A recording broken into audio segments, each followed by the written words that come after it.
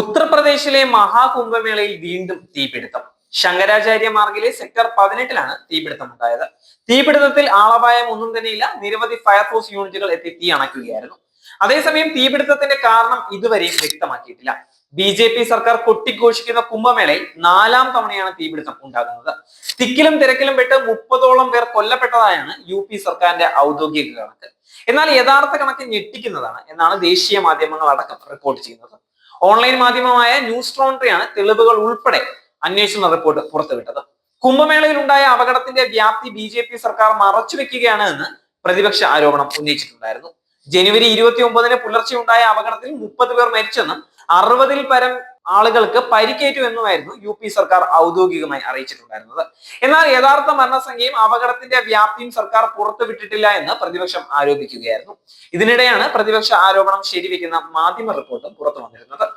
മഹാകുംഭമേളയിൽ ഗംഗാ സ്നാനം ചെയ്യുന്നതിനിടെ 22-കാരനും ഒഴുക്കിൽപ്പെട്ടിരുന്നു. ഗംഗാമാധവ് ഘട്ടിൽ സ്നാനം ചെയ്യുന്നതിനിടെ യുവാവ് ശക്തമായ ഒഴുക്കിൽപ്പെടുകയായിരുന്നു. സംഭവം ശ്രദ്ധയിൽപ്പെട്ട NDRF സംഘം ഉടനടി ഗംഗയിലേക്ക് ചാടുകയും യുവാവിനെ രക്ഷിച്ച് കരയ്ക്ക് എത്തിക്കുകയുമായിരുന്നു.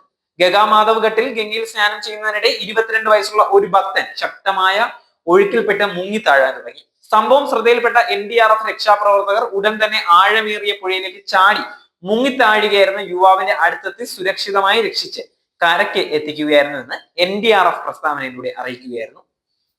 അതേസമയം ഫെബ്രുവരി 6-ന് വൈകുന്നേരം 6 മണി വരെയുള്ള കണക്കുകൾ പ്രകാരം 71 ലക്ഷത്തോളം ആളുകളാണ് ത്രിവേണി സംഗമത്തിൽ സ്നാനം ചെയ്തത്. 30 പേരുടെ മരണത്തിനിടയാക്കിയ കുംഭമേളയിൽ കുടുങ്ങിയ ആയിരക്കണക്കിന് ഹിന്ദു തീർത്ഥാടകർക്ക് അഭയം നൽകിയിരിക്കുകയാണ് മുസ്ലിം പള്ളികളും ദർഗകളും. കുംഭമേളയിൽ മുസ്ലിം സമുദായത്തിനെതിരെ വംശീയ വിദ്വേഷ പരാമർശങ്ങൾ ഉയർത്തുകയും അവരുടെ വ്യാപാരം തടയുന്നതിൽ കർശന നടപടികൾ സ്വീകരിക്കുമെന്ന് അഖില ഭാരതീയ അകാര പരിഷത്ത് ഉൾപ്പെടെയുള്ള ഹിന്ദു വലതുപക്ഷ സംഘടനകൾ പ്രഖ്യാപിക്കുക വരെ ചെയ്ത വേളയിലാണ് ഈ സാമുദായിക ഐക്യപരമായ നടപടി എന്നത് ഓർക്കേണ്ട കാര്യമാണ്.